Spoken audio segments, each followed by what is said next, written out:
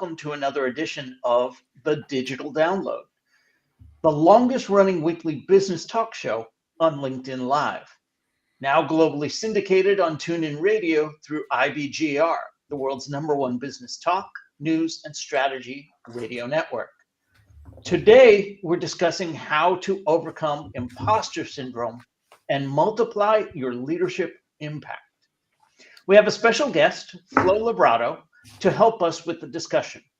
Founder of Olive and Grace Leadership Coaching, Flo will share her insights from her recent Brains magazine article, Multiply Your Leadership Impact with Self-Efficacy. We will leave a link to that article in the show transcript following today's episode. But before we bring Flo on, let's go around the set and introduce everyone. While we're doing that, why don't you in the audience reach out to a friend, ping them, and have them join us. We strive to make the digital download an interactive experience. Audience participation is highly encouraged. Okay, with that, Tim, would you kick us off, please? Welcome, everybody. And it's fantastic to be back after the short summer break. Amazing to be back with so many people and talking to so many great guests. My name is Tim Hughes, and I'm the CEO and co-founder of DLA Ignite, and I'm famous for writing the book, Social Selling Techniques to Influence Buyers and Changemakers. Excellent. Thank you very much. Adam, good morning, good afternoon, and welcome. Thank you, Rob. It's lovely to be back after, as Tim said, after the summer break. Feels like a new school year, doesn't it? Hi, everyone. I'm Adam Gray. I'm Tim's business partner and co-founder at DLA Ignite. And I'm very excited about getting back in the saddle for this semester. Excellent. Thank you. Bertrand, welcome. Yes, good morning, good afternoon, everyone. My name is Bertrand Godillot. I am the managing partner of Odysseus & Co., a very proud DLA Ignite partner here in France and the south of Europe. Very excited to be back as well, especially, and very glad it's Friday. Amen to that. Excellent, thank you. And Tracy, good morning, welcome. Good morning, everybody. I too am excited to be back and excited that my headphones match Tim's shirt. That's very exciting.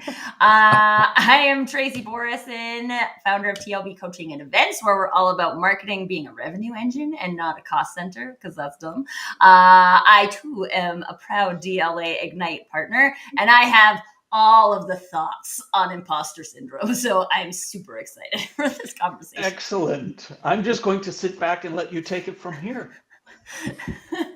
Well, hear from your someone's got to bring Flo into the room. That's your job. This is true. We'll get Flo. Okay. Good morning, good afternoon, good day, everyone. I'm Rob Durant. I am the founder of Flywheel Results. I too am a proud DLA Ignite partner, and I'm excited for this new season of the Digital Download. We have some tremendous guests lined up for the fall season. And it starts with our first guest. As I said, this week on the Digital Download, we'll speak with Flo Labrato. Flo's approach to leadership coaching blends practical experience with a deep understanding of leadership psychology, offering valuable insights for anyone looking to lead more effectively with greater confidence and purpose. Let's bring her on. Flo, good morning and welcome. Hi, so Flo. happy to be here. Welcome, Flo. Hi, everyone. Flo, let's start by having you tell us a little bit more about you, your background, and what led you to where you are today. Oh, happy to. I am, my background is interesting. I studied art, I studied psychology, I studied leadership management, organizational development while working many, many years in telecommunications, and thought, how are all of these different things related? And then it dawned on me that I enjoy technology so much, and I still serve as a senior manager in a telecommunications company. But I'm 51% more about people and technology. And I realized, oh, it's coaching. This is my jam. So as a result, I, just started Olive and Grace Leadership Coaching. And what I care about, as you shared, is people leading with integrity and purpose. And I love this work. That's fantastic. Thank you very much for sharing that. Flo, I want to start with a foundational question. What exactly is self-efficacy, and how does that differ from self-confidence? Oh, that's a good question, because self-efficacy, efficacy, and confidence are definitely related, but they're not the same. I think of them as cousins. So if you think of like a timeline, confidence is when we are able to look back and see that we have skills, experience, we have been successful in some areas. And by looking back, we can realize that, oh, this means that I can be confident, I can be sure that in the future I can do the same thing again.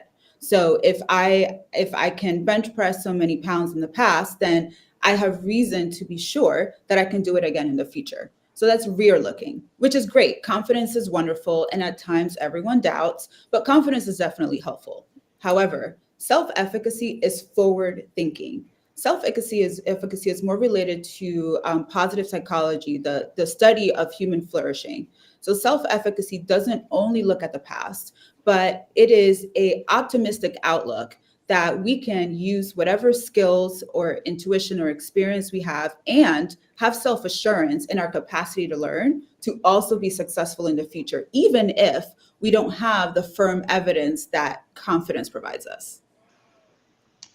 So talk to us then a little bit about imposter syndrome. That seems the complete opposite. Complete opposite. And I want to start with that. Imposter syndrome, I believe, happens at some point to probably 99% of people. I can think of a few exceptions, maybe with a personality disorder here or there, where imposter syndrome is a non-issue. But when we think about think of individuals, and this may have happened to anyone who's here on listening or any of us, right? That we have studied, we have prepared, we have experience. Maybe we've even been successful in the past, maybe even high achieving, and still question, wait, did I really do that? Do I really have those skills? Can I really do this again? And even though evidence tells us that we are equipped and skilled and able, we still question. And so that gap right there between what we believe that we're supposed to do and what we think we cannot do is imposter syndrome. So it's like walking around, sitting in a room and thinking, oh my goodness, people might think I'm a fraud, or people probably think I'm more skilled than I am. That right there makes us feel like we're cosplaying as someone who is able to do the job. I love how you put that, cosplaying. Isn't that a basic human trait, if you like? Like, actually, I'm not a very nice person, and people only think I'm nice because they don't really know who I am, kind of thing. And most people feel that at some point and in some situations. And I know that Tim and I have delivered hundreds of seminars and keynotes and training sessions, and both of us, every time before we get up on stage, whether that's a physical stage or a virtual stage, you feel butterflies and you think, oh God, I know I've done this, exactly this 50 times, but maybe this time it's all going to go wrong. Maybe the audience won't like it. Maybe, and isn't that part of the kind of the nerves that drive you to do your best? So isn't that a good thing rather than a bad thing? Absolutely. And Adam Grant has talked a lot about this, especially in his last book, Hidden Potential, about how imposter syndrome itself is not terrible. It's not a terrible thing. We experience it. I cannot imagine speaking in front of a bunch of people and not feeling my knees, shake a little bit. Even preparing for this, I thought this week, man, I'm going on the digital download to talk about imposter syndrome, and I'm experiencing imposter syndrome about doing this. Talk about meta imposter syndrome, right? But it is healthy to have a little bit of grounded confidence, meaning that we're prepared with the skills that we have and the experience, and we've done this before, right? But also be grounded in that we're not perfect, and there may be room for mistakes or missteps. And that is normal. That is perfectly normal, because if not, we might get comfortable and not continue to grow. And then we might shift into survival mode instead of thriving. However, imposter syndrome can become detrimental. It can become really painful when there is a significantly gap, right? And then what leaves us is wondering, oh my gosh, what if one day they discover that they hired the wrong person? Or what if this is the day that I go to deliver a keynote and I trip? And once it becomes psychologically detrimental, then that not only impacts our self-efficacy, it impacts our self-confidence, and it also becomes a self-fulfilling prophecy in that it impacts our ability to perform. Does that make sense? Perfectly. Yeah.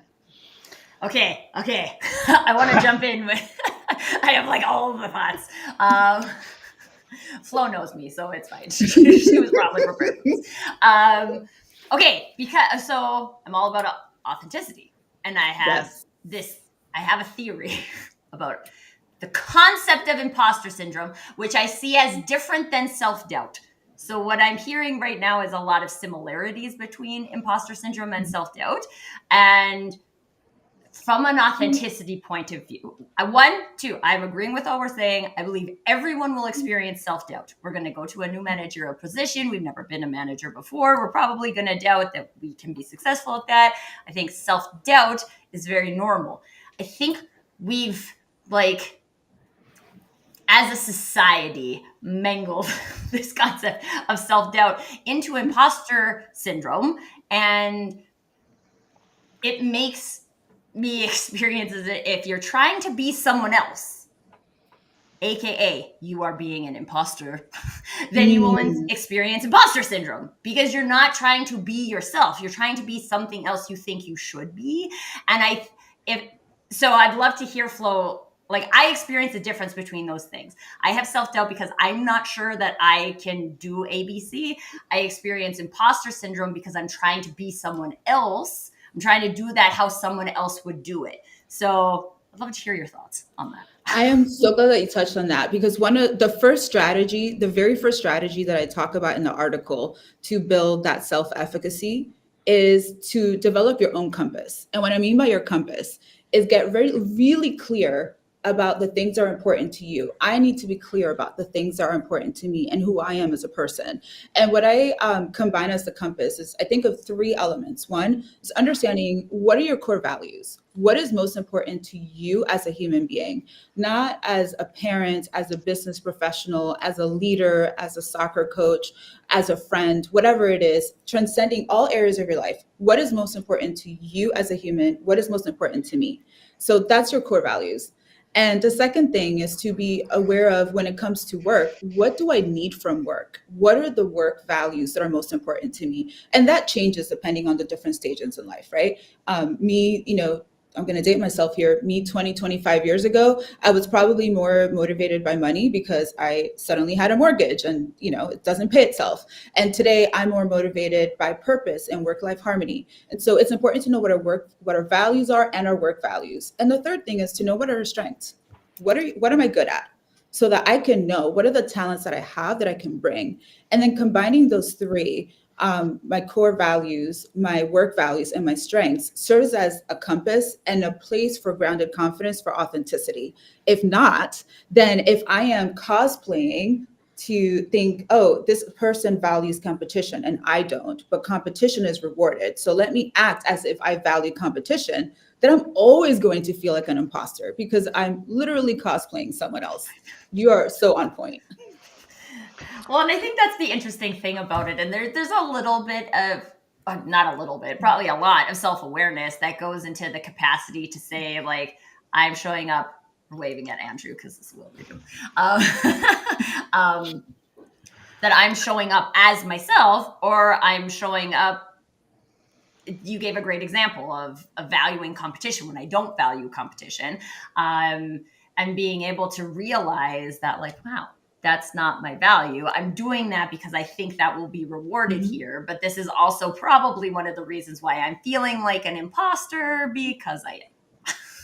Absolutely. And not in a bad way, but it's just like, it's not being yourself. Exactly. And I think there are multiple factors that can influence that, right? One, it could be, frankly, that I don't have the skills to do what I need to do. Maybe I don't quite have the competence. And at that point, that could be an element of imposter syndrome if someone oversells themselves. Let's set that aside, right? That's a possibility.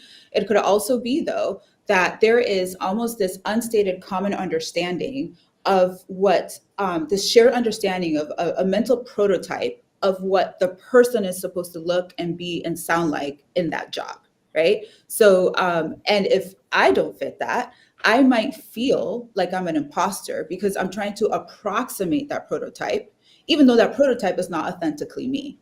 And furthermore, by using so much cognitive and emotional energy on trying to approximate that prototype, which doesn't come naturally to me, I therefore have less emotional and cognitive energy to be effective at whatever it is that I'm supposed to do. And again, it becomes a self-fulfilling spiral. I love how you talk about that. It reminds me of why I don't like the term personal brand and I prefer personality. I'm not Mm. trying to fit a prototype. I'm just trying to be me. And it's a lot easier to be me than the best approximation of perfect me. That's a word.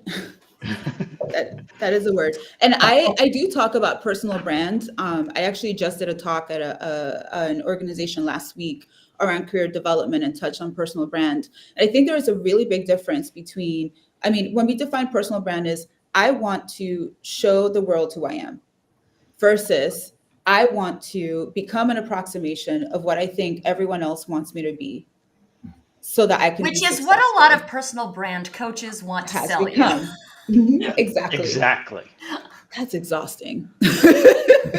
That is exhausting. So like all of these things, there are those social impacts, the shared understanding and the culture in the group. And you can feel it when you walk in the room, whether you feel there is who is the person who is the most senior or the most leader in the room, or who has the most expertise. And we do have a biological social need to be part of the in group, right? But when that comes at the expense of our own authenticity, then it's harder to have that self-efficacy. It's harder to feel that we can be successful in the future because we're spending so much energy being someone else.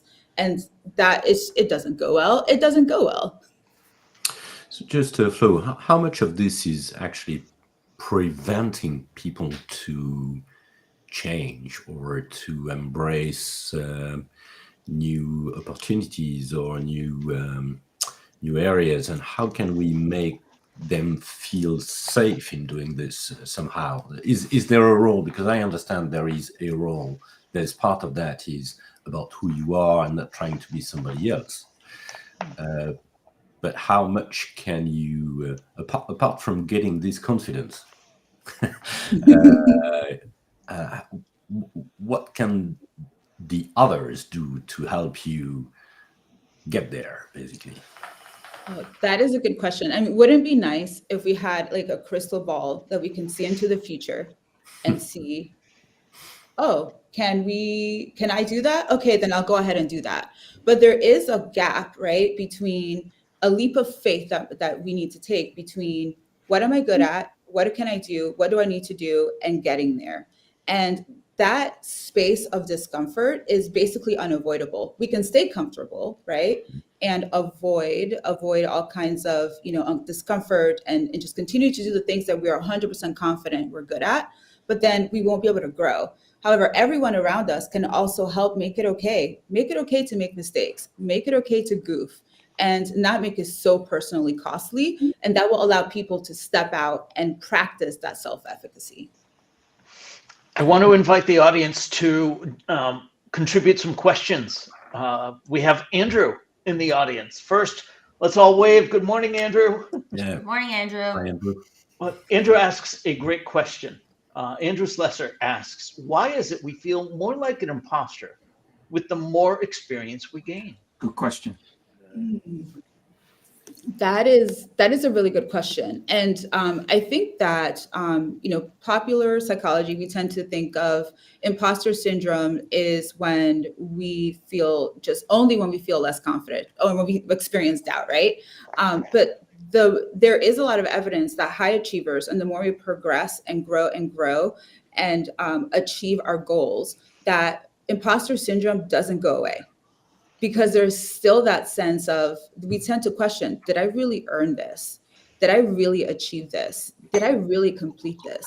And as a result, all of that self-doubt just continues to grow as we continue to grow our skill sets. So yeah, sometimes the more experience we gain, the more we feel like an imposter. I joke around about cosplaying as an adult because I sometimes I don't know. There's so many things going on. Like, how do I hold it all together, right? But I'm obviously a functioning, successful adult. But I still have my moments when I experience that doubt and I question: am I really supposed to be this responsible? Yes, I am, and I already am, and that's okay. But it's okay to have those moments of doubt.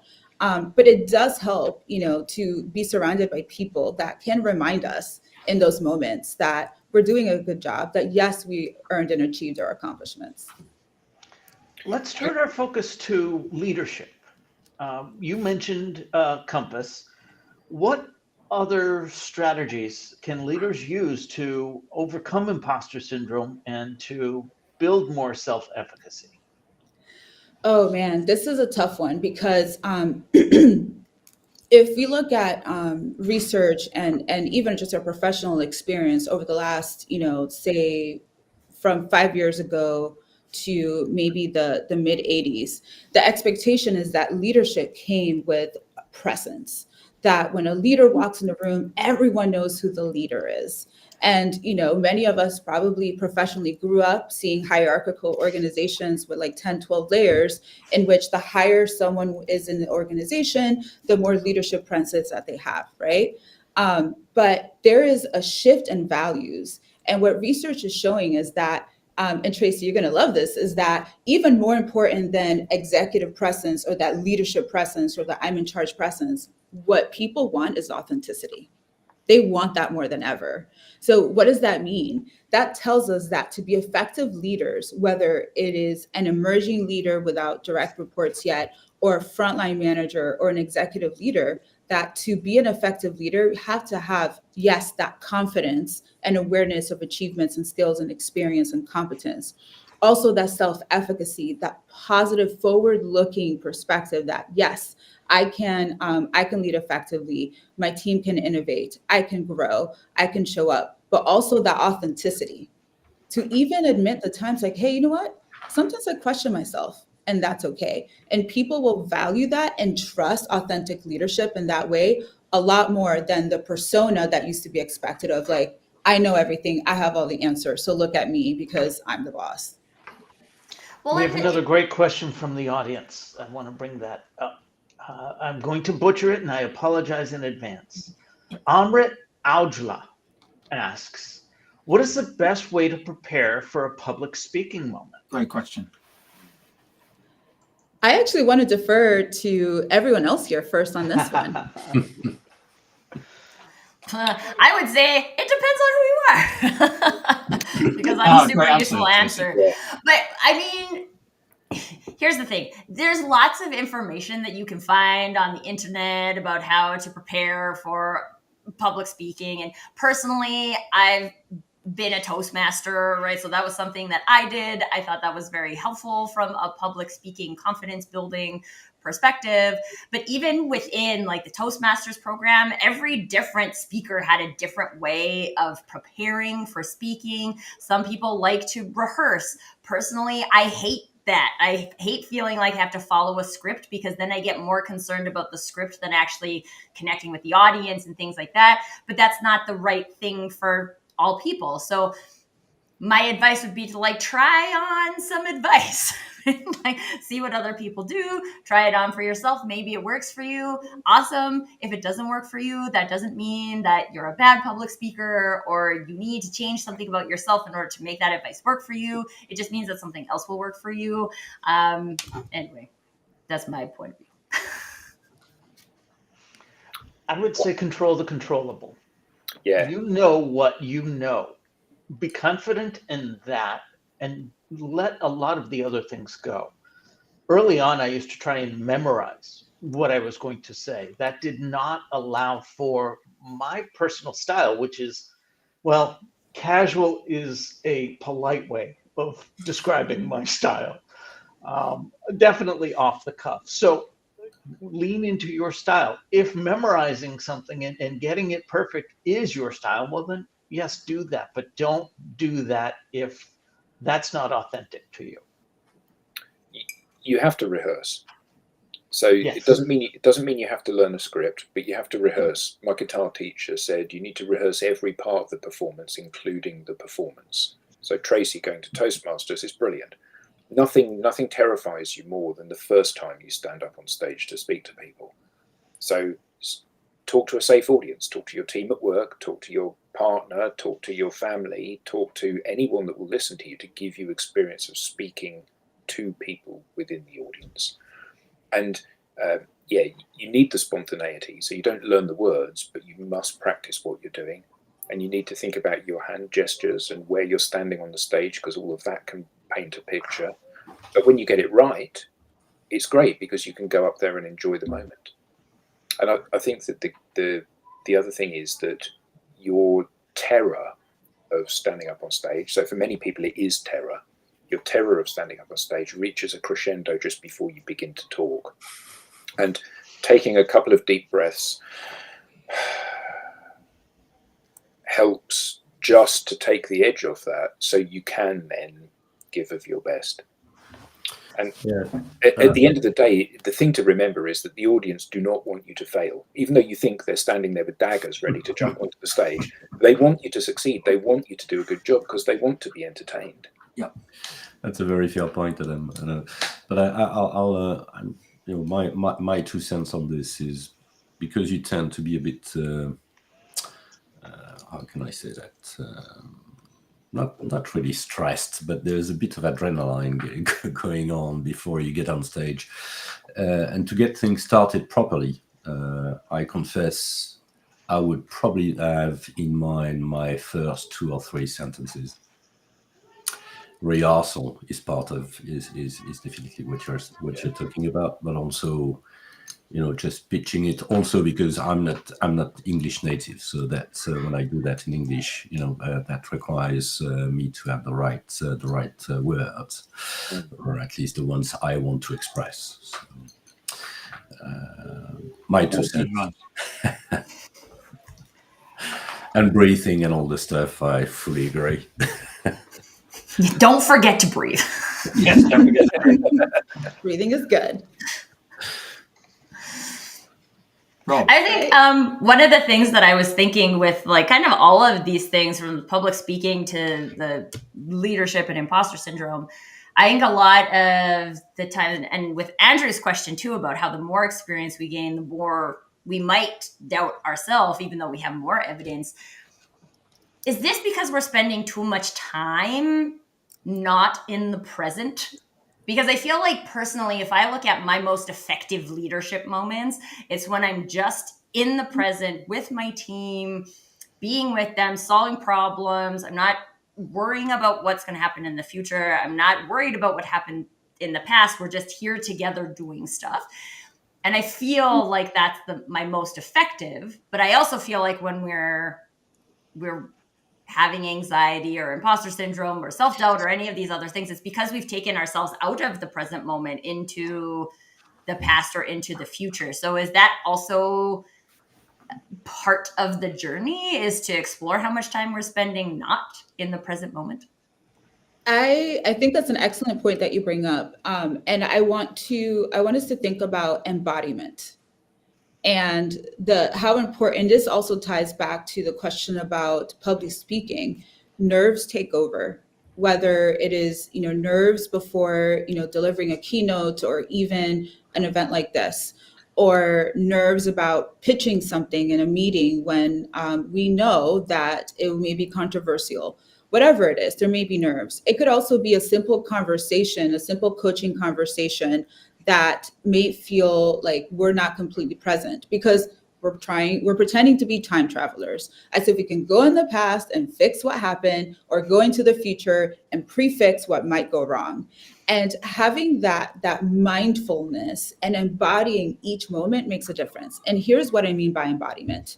It is being very aware not only of our emotions, not only of our racing thoughts that are trying to time travel, but also being grounded in our bodies. And that focusing on our physical senses can help us immensely to practice being present, so that we can have those impactful moments, so that we can almost slow down time, right? So that our emotions don't hijack us and our critical thoughts don't take over, but we can wholly, as leaders and individuals, emotionally, mentally, and physically be present. And as a result, not only can we be more present and have a greater impact in the moment, but we're not wasting energy thinking about the future or the past or what I'm supposed to be like, and I could just be myself in this moment. And that allows a lot more emotional and physical and mental reserves available to engage meaningfully with people, which also means we're less likely to make errors that we might regret in the future because we're fully present. I think you nailed it, Tracy. Flo, I've reported to leaders who must have been dealing with imposter syndrome because, frankly, they were imposters. And I've dealt with leaders that were fantastic. How do you coach a leader towards that authenticity? How do you help them improve that self-efficacy? Oh man, it's easy, but it is hard. Because it is easy because the answer is know yourself, figure out what's important to you, and lead from that position instead of pretending to be someone else. The hard part is slowing down enough to self-evaluate and really get to know ourselves. And that's really hard because we have the world moves very quickly, things are constantly changing, we have to continuously adapt. And as a result, there's like a mix up between adapting to the situation or adapting who we are as a person. And if I can effectively adapt as a leader without necessarily changing who I am or trying to pretend that I can change who I am at my core, I can change my skills, I can gain new experiences, I can learn to engage differently in the world. But my values are my values, and I need to honor those. And so working with someone in that situation, oftentimes we spend a lot of time on that self-discovery, helping to a leader to extricate what their personal values and skills or strengths are from their identity in a specific profession or even their identity in a specific organization. Because if the cheese moves, it doesn't mean that the leader is now devoid of the skills, experience, their values. They're still theirs. They possess those, right? So getting really grounded in that compass allows them to then understand themselves and lead accordingly, to be able to invite perspectives, to encourage and inspire others, and collectively, bring people together to generate new ideas, creativity, innovate, problem solve, perform without compromising themselves. Because when that compromise happens, there's less emotional reserve to be an emotionally intelligent or resilient leader. Now, I've worked with coaches. They've helped me assess when I should be advocating and when I maybe shouldn't. You mentioned slowing down. Is that something that somebody can do on their own, or is it really only something that they can work through with a coach? This is definitely something that someone can do on their own, hands down. Because stretching what might feel like a millisecond into a second or two before responding gives us enough time to slow down our nervous system and think more critically. And that's someone that anyone can do on their own. However, I do recommend working with a coach when a problem continues to persist and we operate in survival mode instead of thriving.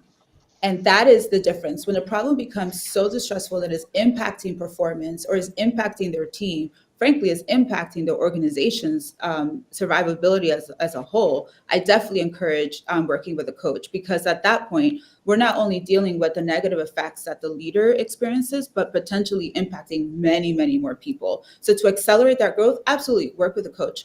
But also, this is something we can do on our own, creating space. We think like when a problem comes or a question comes and we have to immediately have an answer. Most of the time, 2 seconds, a 2-second pause to ground ourselves, to take that deep breath, to connect with our bodies, and then be able to tell our emotions, thank you for being here, feelings, but you're a data point, you're not everything, then that allows us to have the opportunity to create better answers, or even say, you know what, let me think about that. Let me get back with you, instead of being so quick to the draw and then regretting what we say. Well, and I would say too, I mean, I've done a lot of work in authenticity, and I'm like celebrating my 10-year anniversary of starting my mindset journey. Like I started doing mindset work 10 years ago, and like my life today is completely different than my life 10 years ago, which I'm very excited about.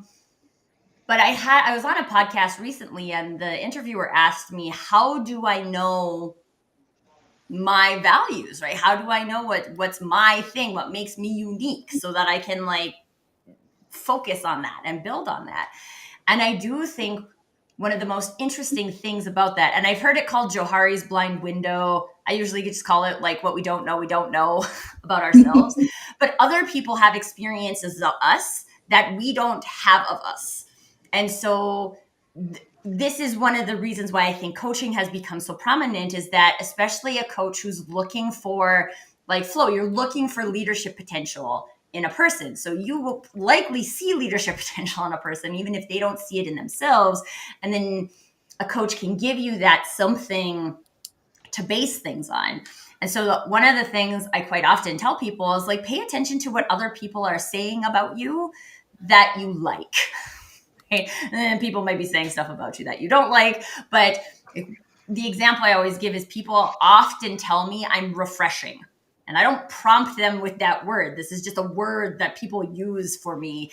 And every time I hear it, I'm like, yes, because this is what I'm about, giving people new perspectives and things like that. So I like to be refreshing. And so when you like hear something someone says about you and it feels really meaningful for you, that's a window into your values, who you are as a person. And so these are the types of things that we can then take into our leadership environments, our environments with our friends and loved ones, and on shows like this, right? To just say like, oh, people use this word for me. That's really meaningful. So that's probably connected to a set of values or my compass. And give yourself a chance, even if you don't create the time to explore that more deeply, create the moment to, like, my friend Amisha says, take it to the bank, right? Like that someone said that about me. That's meaningful for me. Let it soak in for a moment, because then it gives you that something you can build on. I think I love that exercise. That one is such a good one, because it allows us to create a little bit of distance, like step out of ourselves and assess ourselves.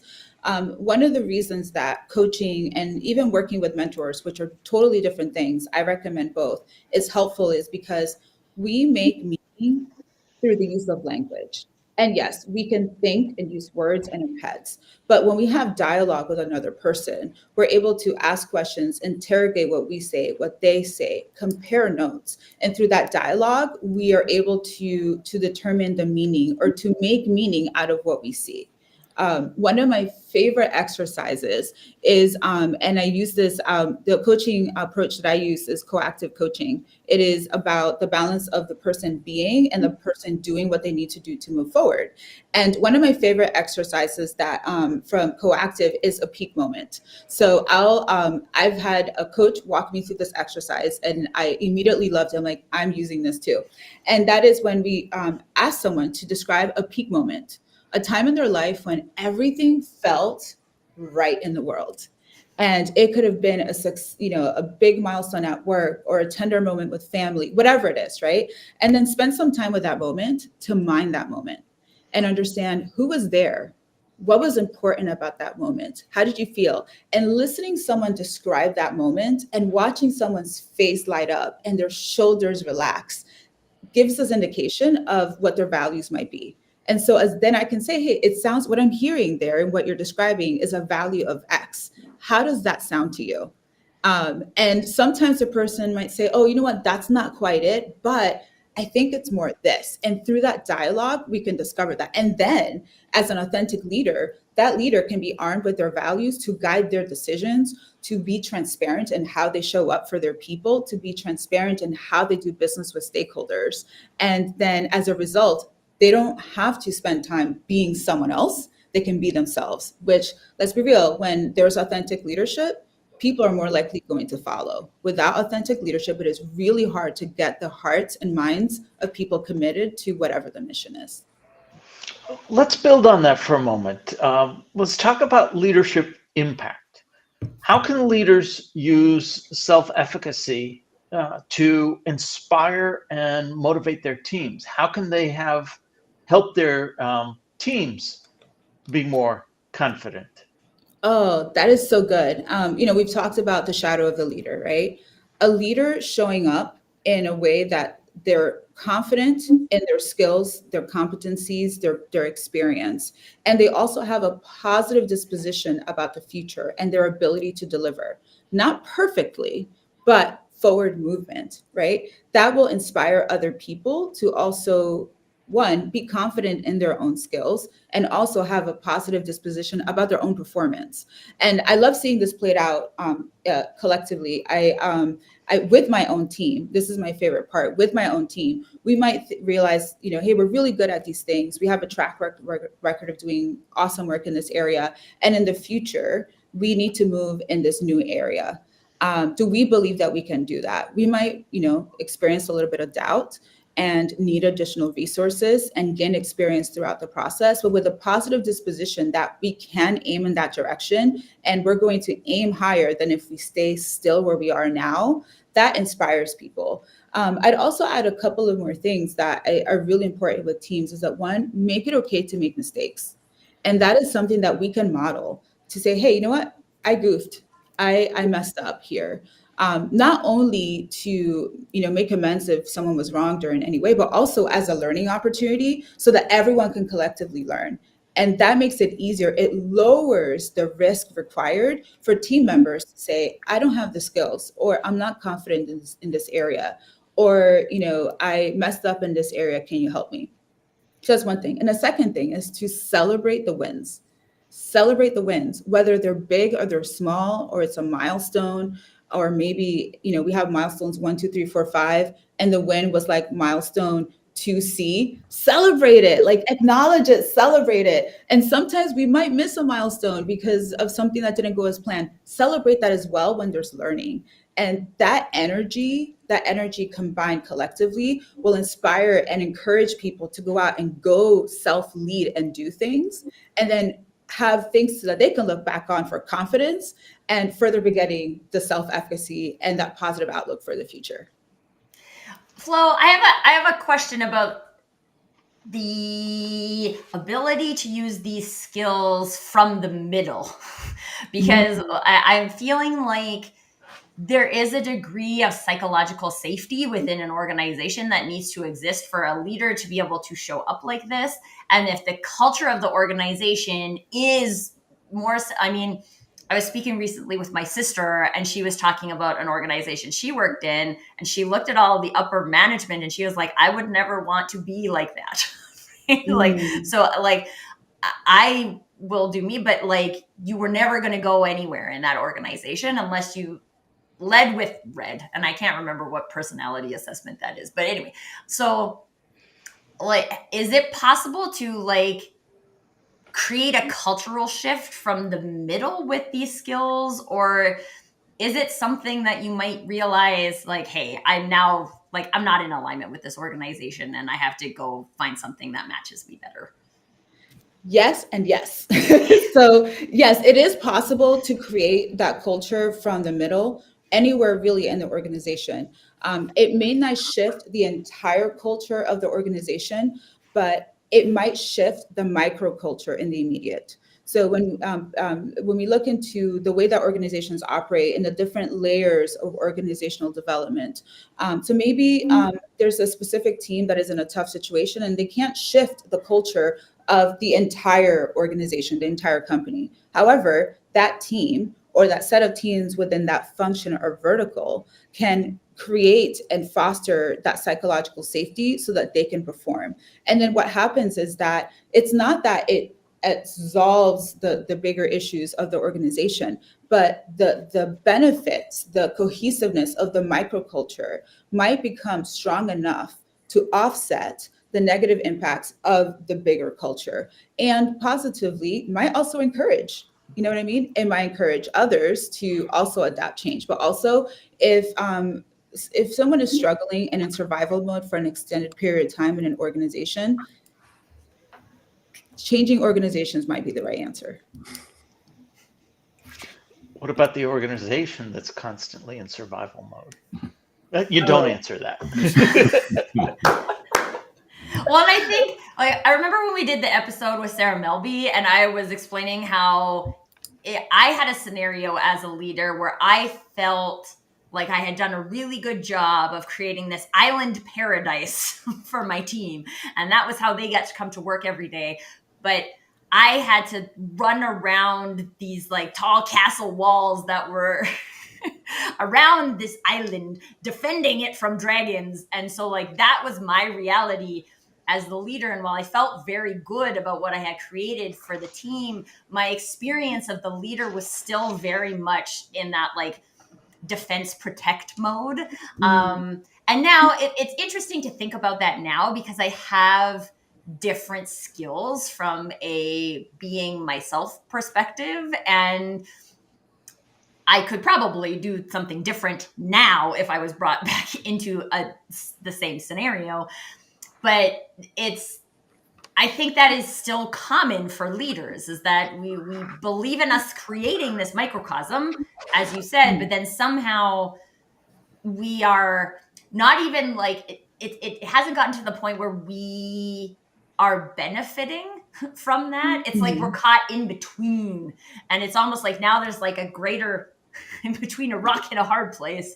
And I think it leads a lot of leaders to exit organizations. So for leaders who might feel like they are in that scenario, like they have the skills to create that space, but that they are not yet participating in that space, do you have any advice for leaders in that scenario?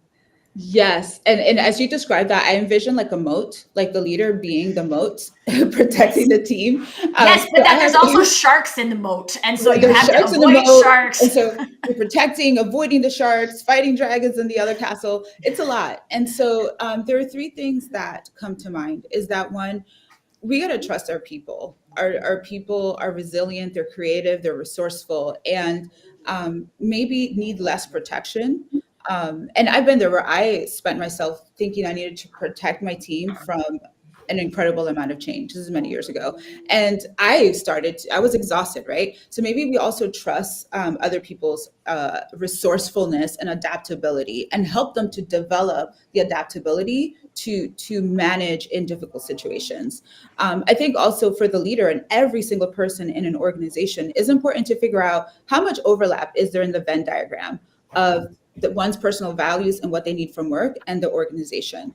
And it may not be 100% match, but if the Venn diagram barely has overlap, then it may not be a good, match. That organization may not be a good match for the leader. Or it may be that the leader doesn't quite understand themselves, or the organization doesn't quite understand itself. And we can give it a little bit more time to unfold. But if it gets to the point of burnout and it's impacting health, then something has to change. And if the organization is not going to change, then the leader may want to look at a change. Protect the mental health. How can I assess my imposter syndrome or level of self-efficacy? How do I know where I stand right now? Oh, that is a good question. There are multiple assessments out there on the internet streets, and many are not scientifically valid nor reliable. I lean toward a more organic approach. I encourage everyone. This is not a new idea, but I encourage everyone to have a personal development board of directors, like people that pour into you, that will support you, challenge you, give you feedback, advocate for you.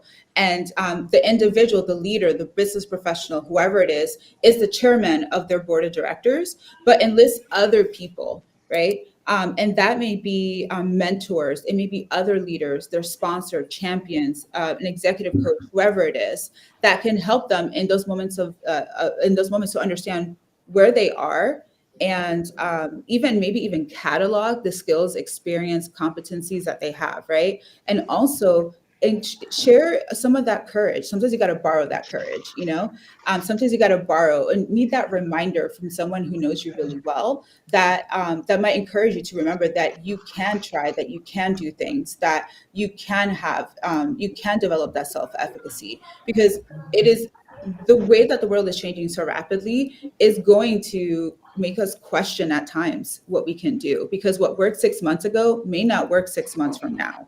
And as a result, we need to be grounded. And part of that grounding can be people to reflect and pour into us and challenge us as needed to grow, not only holding on to our confidence, but to develop our self-efficacy.